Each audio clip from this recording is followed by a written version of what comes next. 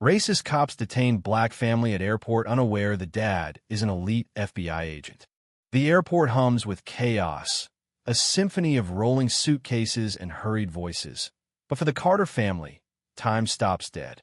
Marcus Carter, a man whose calm demeanor hides a storm, locks eyes with the cop barking orders, his badge gleaming with menace under the terminal's cold lights.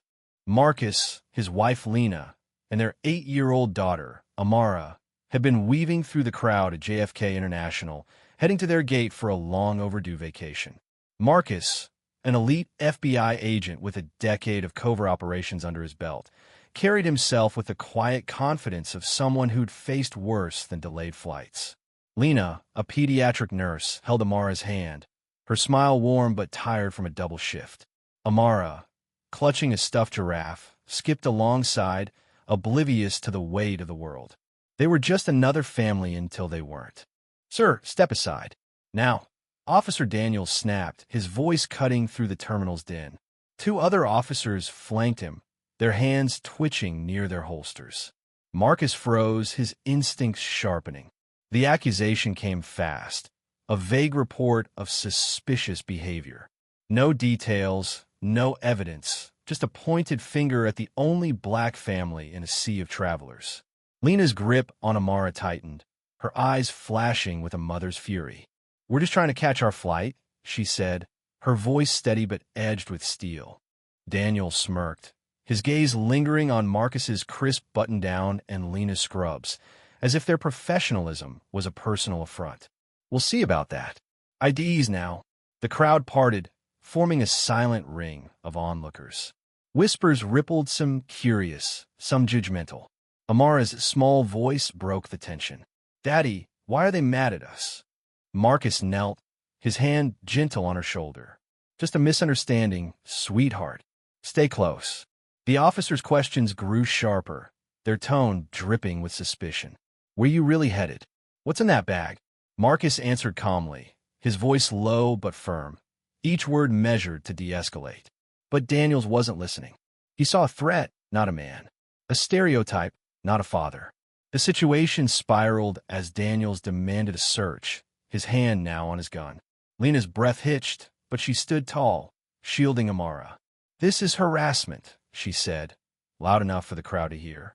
A few phones came out, recording. Marcus felt the familiar weight of being reduced to a profile. He'd faced it before on the streets, in stores, even in the FBI's own halls.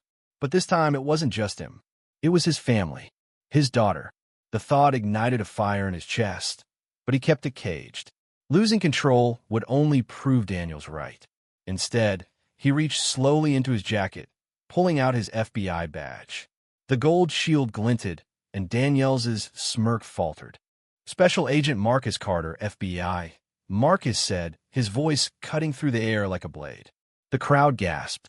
Daniels blinked, his face paling as he registered the badge's weight. His partners shifted uneasily, their authority crumbling. "You're detaining a federal agent and his family based on what?" "A hunch." Marcus's tone was calm, but each word landed like a hammer. Daniels stammered, his bravado evaporating. "We got a tip," he muttered, but the excuse sounded hollow even to him. Lena stepped forward, her voice trembling with righteous anger. "Not deep, or just your bias?" The crowd murmured, some nodding, others looking away, ashamed of their silence. Amara clung to her mother, her eyes wide but trusting. Marcus kept his gaze on Daniels, unflinching. "You've got 10 seconds to explain why you targeted us, or I'm calling my supervisor." He's got the Attorney General on speed dial. The officers backed off, their confidence shattered. Daniels mumbled an apology, but it was too late. The damage was done not just to the Carters, but to every onlooker who saw the truth laid bare. Marcus knelt again, lifting Amara into his arms. "It's okay, baby girl. We'll go to our plane now." Lena's eyes met his, a silent vow passing between them. They'd fight this, not just for themselves, but for every family who'd face the same. As they walked to their gate, the crowd parted, some offering quiet words of support. A woman pressed a handwritten note into Lena's hand. "You're not alone." Marcus tucked it into his pocket, his jaw tight. He'd report the incident, not out of vengeance, but because silence let this poison spread. The system wasn't broken, it was built this way. And he'd spent his career trying to fix it, one case at a time. At the gate, Amara looked up, her voice small but clear. "Daddy, are they bad people?"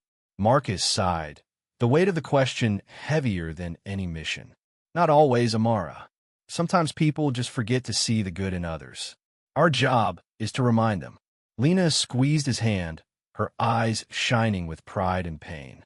They boarded their plane, not as victims, but as survivors, carrying a story that would echo far beyond the terminal. The incident sparked outrage online, with videos of the confrontation going viral. Marcus's calm resolve and Lena's fierce protection of their daughter became symbols of resilience. The officers faced an investigation, but the real change came from the conversations that followed.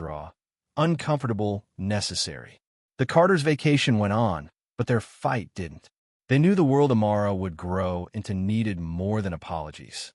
It needed justice, and they'd carry that torch together, no matter the cost. Thank you for listening. If you find it interesting, please like and subscribe to follow the next stories.